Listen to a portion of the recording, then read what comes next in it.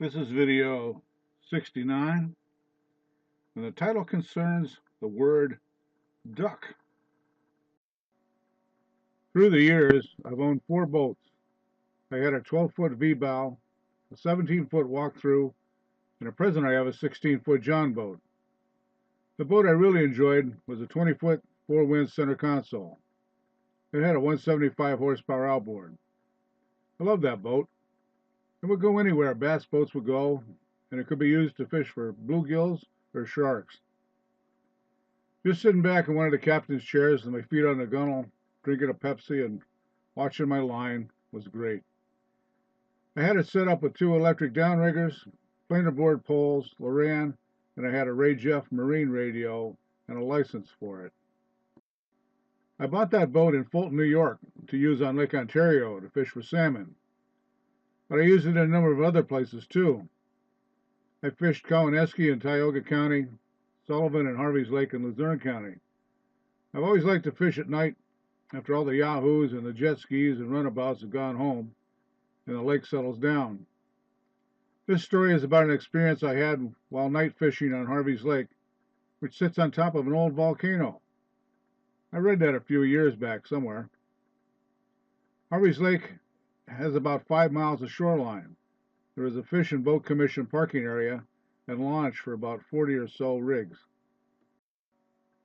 After launching your boat, you have to go straight out for a couple hundred yards, and then either left or right into the main lake.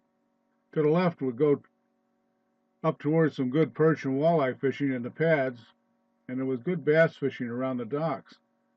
The lake is deep, and also had lake trout. One day my friend Danny and I got into a nice batch of pickerel too. We caught about 60. They were not a good size, but sure were fun. Now for night fishing, mainly walleye and bass, we would take the boat to the south end and go under the bridge.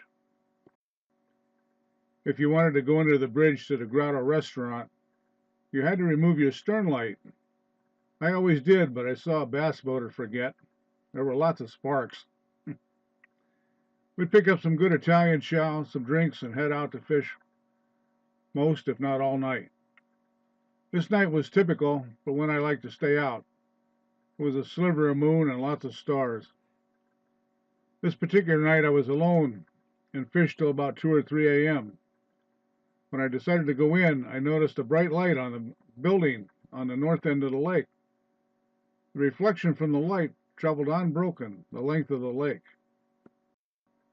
I surmised that since the light reflection wasn't broken, that there were no boats along that path. If I stayed with the light, I could make good time getting back. So I started up and throttled up to about 35 miles an hour, following the light beam.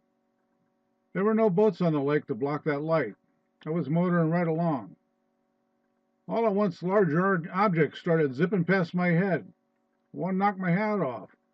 Others were impacting my rods that were in holders at the base of both sides of the console. I quickly knocked the throttle down and stopped. What the heck was that? I looked around the boat. There were some feathers. Apparently, there was a raft of about 50 ducks sleeping in the middle of the lake. I ran through them at about 35 miles an hour. I don't know if I killed any, but if one had hit me square in the face, it probably would have knocked me down and maybe out. The boat would have kept going and crashed somewhere. Most boats this size have 20-gallon tanks. A gallon of gas exploding is equivalent to 3 sticks of dynamite. My gas tank was under the floor and held 85 gallons. I could troll for salmon 4 days on Lake Ontario and still have some left when I came home. An explosion of that size would have been like a small atomic blast. Since the word duck is both a noun and a verb, it would be best not to get into a situation where you use both meanings in the same sentence. You are probably about to experience some level of pain or disaster. Like the guy who saw a low branch coming and yelled to his friend, "Duck!" And the friend looked back and asked, "Where?" Well, that concludes my little story regarding the 2 meanings of the word duck.